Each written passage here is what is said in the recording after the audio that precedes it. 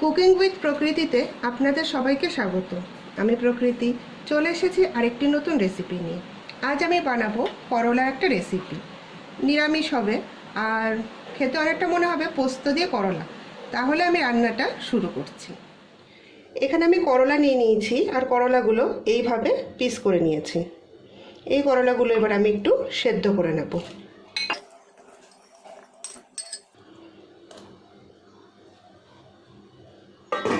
করলাগুলো আমি প্রথমে সেদ্ধ করে নিচ্ছি। এখানে আমি 4 টেবিল চামচের মতো সর্ষের তেল নিয়ে নিয়েছি। যেহেতু আমি করলাটা ফ্রাই করব, এর জন্য তেলটা একটু বেশি লাগবে। দিয়ে দিলাম 5 ফোড়ন, 2টো শুকনো লঙ্কা,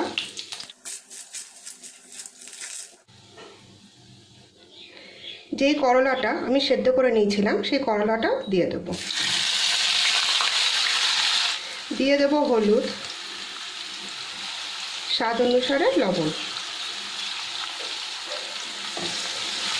করলাগুলো আমি একটু ভাজা ভাজা করে নেব।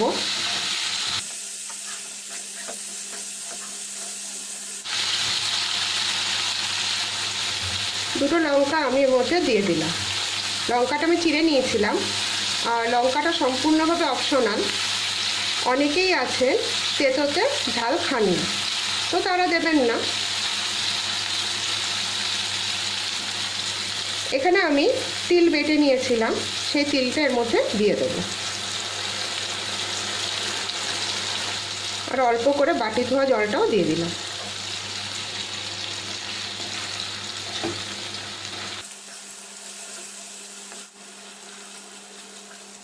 করলা আর তিলটা আমার ভালোভাবে মেশানো হয়ে গেছে।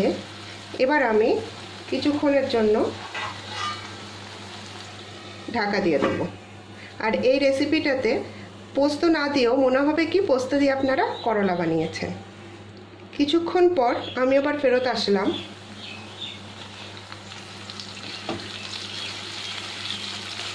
গ্যাসের ফ্লেমটা কম রেখে ভাজা ভাজা করতে হবে।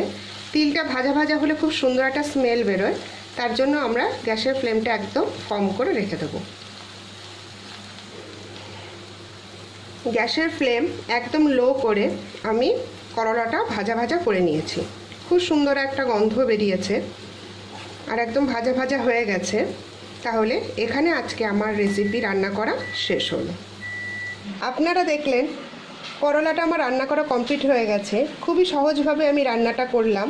আপনারাও বানান, অবশ্যই ভালো লাগবে। আমার রেসিপিটা যদি ভালো লেগে থাকে তবে লাইক করবেন আর আমার চ্যানেলটাকে সাবস্ক্রাইব করবেন। তাহলে আজ এই পর্যন্তই। নমস্কার।